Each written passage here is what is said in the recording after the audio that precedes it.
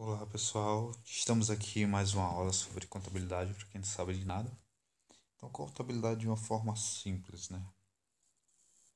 Então, nossa terceira aula, ela vai falar um pouco sobre regras de contabilização, regime de competência versus regime de caixa, origem e aplicações de recursos e exemplos introdutórios. Como sempre, estamos utilizando o livro de Clovis Luiz Padoveser, Manual de Contabilidade Básica, é o digital que eu estou utilizando.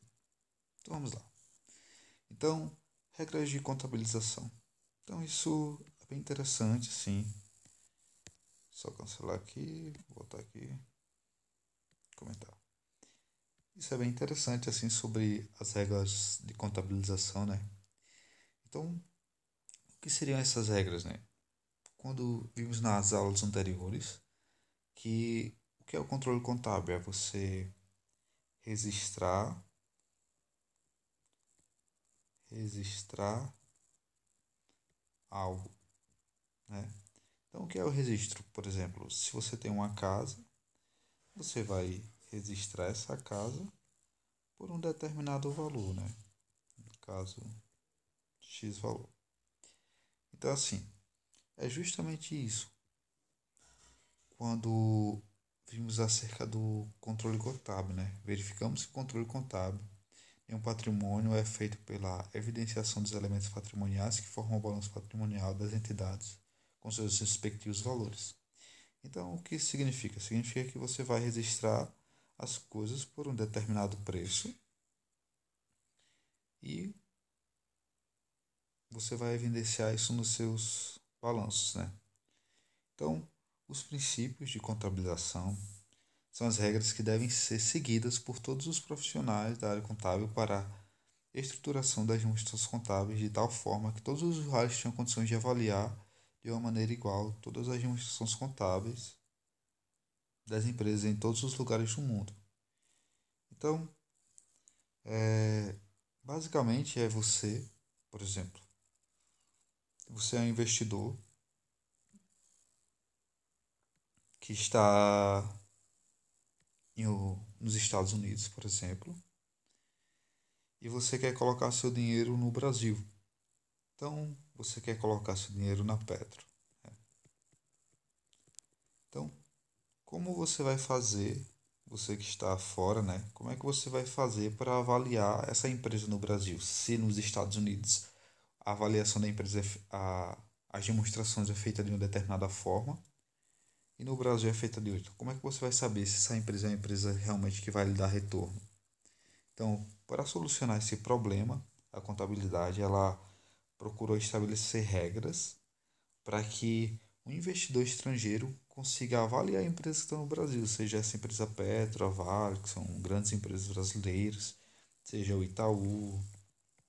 Então, essas empresas de capital aberto, elas seguem determinados padrões de evidenciação de contabilidade, que nós chamamos de CPCs, né? São os padrões internacionais de contabilidade, que os CPCs são a forma como o Brasil fez para se adequar às normas internacionais, né? Então, o investidor estrangeiro, né, quando ele vem colocar seu dinheiro aqui no Brasil, ele sabe logicamente que da mesma forma que as empresas lá no país deles são avaliadas, aqui no Brasil também serão avaliadas da mesma forma. Então, o princípio mais importante na adoção do regime de competência era o regime de caixa. Então, regime de competência e regime de caixa. O que seriam basicamente isso, né? Seria mais ou menos assim. Você faz uma determinada. Opa, vamos dizer que você faz uma determinada venda. Daqui você tem um carro, né? E você vai vender esse carro para um amigo seu. Aí seu amigo diz assim: Ah, eu só posso pagar esse carro em dezembro. Nós estamos em janeiro. Então, assim, a grande pergunta é: quando é que você vai registrar essa venda? É no momento que você vendeu o carro e você passou o carro para o seu amigo? Ou é no momento onde você recebeu esse dinheiro? Quando é que você vai contabilizar esse dinheiro da entrada? Então, existem dois regimes. O regime de competência fala que a partir do momento que você efetua a venda, mesmo que você não tenha recebido, ali você vai ter que registrar o valor da venda. O outro regime é o regime de caixa. Esse regime de caixa, nesse tipo de regime, você irá registrar o dinheiro apenas no momento que ele entra no caixa. Você vai registrar os valores, a receita, melhor dizendo, né? A partir do momento que o valor entra no seu caixa. Então, existem essas duas regras: regime de competência e regime de caixa. Regime de caixa, você só registra a receita no momento que o dinheiro efetivamente entra no seu caixa. Pelo regime de competência, não. A partir do momento que você efetuou a venda, ali você vai registrar o valor. Origem e aplicações de recursos. Então, o ativo representa todas as aplicações de recursos dentro da empresa, enquanto os passivos representam todas as origens, as fontes, ou seja, de onde veio aquele dinheiro que entra na empresa. As origens dos recursos evidenciadas no passivos são de dois tipos: recursos próprios e recursos de terceiros, né? Então, ou você, quando está ali fundando sua empresa, você pode tirar dinheiro do seu caixa e colocar na empresa, né? Que é a empresa. Ou você pode ir no banco, né? Estou dando um exemplo, né? E pedir um empréstimo e colocar na sua empresa, né? Então, a, o, no caso, a origem dos recursos, ele pode ser tanto de recursos próprios ou recursos de terceiro, né? Recursos próprios seria recursos dos sócios. O patrimônio líquido representa o dinheiro dos sócios para a formação das empresas, além dos lucros futuros gerados por esse capital. Significa que a empresa não deve dinheiro a ninguém, né? Origem e aplicações dos recursos. Segundo a teoria contábil, aqui são duas teorias, né, que eu achei bem interessante assim colocar caso caia em alguma prova, alguma coisa desse tipo. Então, o que é que basicamente essas teorias falam, né? Vou colocar aqui o amarelo. A primeira teoria fala que o patrimônio líquido, né, segundo essa teoria, o patrimônio representa o dinheiro dos proprietários. Quem foi colocado? Então, o que é que essa teoria segue? Ela segue os seguintes princípios. Quem foi que colocou o dinheiro na empresa foram os sócios, né? Então, os lucros que vai surgir ali são desses mesmos sócios. Então, essa teoria fala que o patrimônio líquido pertence, né, no caso, aos proprietários, né?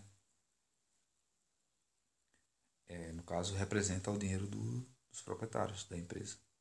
A segunda teoria, ela fala um pouco diferente. Ela fala que o patrimônio líquido, ela representa, na verdade, o dinheiro da entidade, né? Então aqui ela faz uma separação um pouco, ela faz a separação de entidade com o dinheiro dos sócios, né? Então é diferente, o dinheiro que tem lá não é dos sócios, é da entidade. Então não se pode fazer essa confusão aí. Então mais para frente, né, vamos tentar agora ver alguns exemplos introdutórios, né? Para tentar fixar esse conteúdo aqui que a gente viu até agora, né? E para uma questão mais prática. Então, vamos iniciar o exemplo do Troy. Então, imagine que vai ser criada uma empresa, né? Então, você aí, mais seus amigos, eles estão lá, eu quero criar uma empresa e tudo. Então, vocês juntam, né? Cada um tem 100, 100 reais, junta os três e coloca o dinheiro no caixa dessa empresa, né? Então, como seriam os lançamentos, né? Com a origem foi capital social, que foi o dinheiro que vocês colocaram lá. E o destino desse dinheiro foi para o caixa da empresa. Então, esse seria a fundação de uma empresa. No segundo passo, vamos imaginar que a empresa faça um empréstimo bancário para 90 dias, no valor de R$ 550. Vamos desconsiderar os juros, né, nessa situação. Então, como é que ficaria? Ficaria da seguinte forma. Anteriormente, tínhamos R$ 300 em caixa, né? Então, você foi lá no banco e pegou mais 550. Então, foi 550 para o caixa. Qual foi a origem desse recurso? A origem foi o empréstimo que você fez lá no banco, que são esses R$ 550 aqui. Então, esse seria nosso segundo passo, segundo lançamento. Vamos supor que a empresa utiliza parcelas dos 850 em caixa para adquirir um terreno de R$ 450 e compre mercadorias para revenda de 230, no total de 750. Como é que ficaria, né? Então, você estaria tirando esse dinheiro do caixa, então ficaria 230 de mercadorias, 470 de terrenos. O total, né, desses dois valores aqui sempre eles irão bater, né? Chama-se partidas dobradas. Então, é justamente isso que ficaria, né? Então você pegou o valor que já estava no seu ativo e simplesmente direcionou ele para outros bens, né? Você tinha um dinheiro no caixa, você tirou esse dinheiro do caixa para comprar mercadorias e terrenos. E o passivo não se alterou.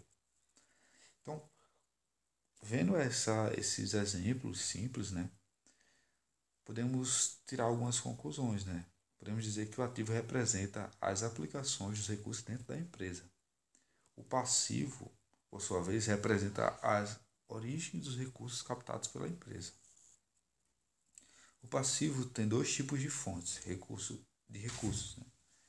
Recursos próprios, que é quando você vai lá e aplica seu dinheiro na empresa, e o outro seria recursos de terceiros, né? Que está ligado às suas obrigações. Quando você vai lá no banco e você efetua um empréstimo, você vai ter que pagar esse empréstimo. Então, o passivo representa de onde veio o dinheiro. O ativo representa onde foi aplicado esse dinheiro.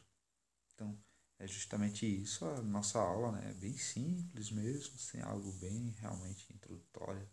Então, espero que ajudem vocês aí e que vocês consigam aprender aí e ajudar vocês na faculdade.